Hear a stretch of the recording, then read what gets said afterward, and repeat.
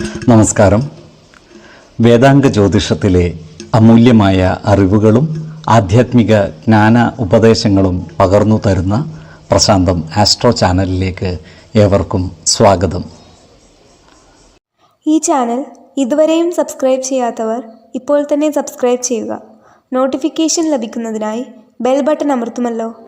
ഒപ്പം channel like ചെയ്യുക, share ചെയ്യുക, കമൻറ്റ് ചെയ്യുക. കൊല്ലവർഷം 1200 ആണ്ടിലെ ചിങ്ങ സംക്രമം പൂരാടം നക്ഷത്രത്തിലാണ്.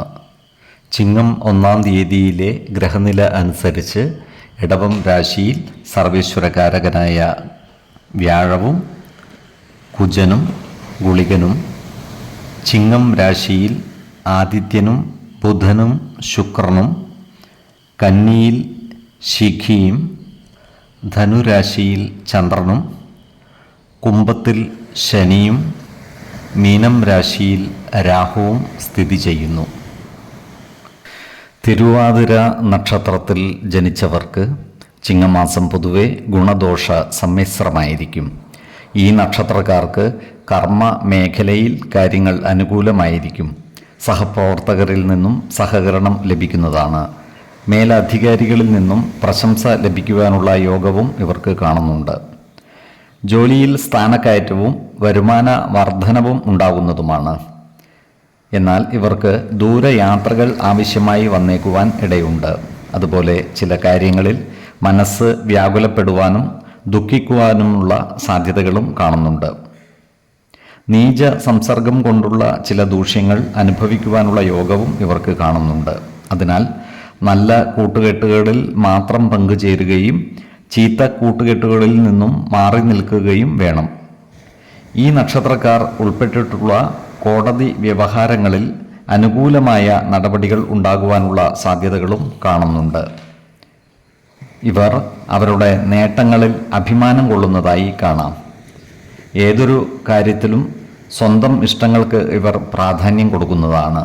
എന്നാൽ കുടുംബജനങ്ങളുടെ താൽപ്പര്യം പരിഗണിക്കുവാനും ഇവർ മറക്കില്ല. ആരോഗ്യകാര്യങ്ങളിൽ ഇവർ ഒരു പ്രത്യേക ശ്രദ്ധ പുലർത്തുന്നത് ഗുണകരമായിരിക്കും. ഏത് കാര്യം ചെയ്യുമ്പോഴും 2 വട്ടം ആലോചിച്ചു മുന്നോട്ട് നീങ്ങുന്നതാണ് ഗുണകരമാവുക. 6, 19, 24 തീയതികൾ അനുകൂലമാണ്.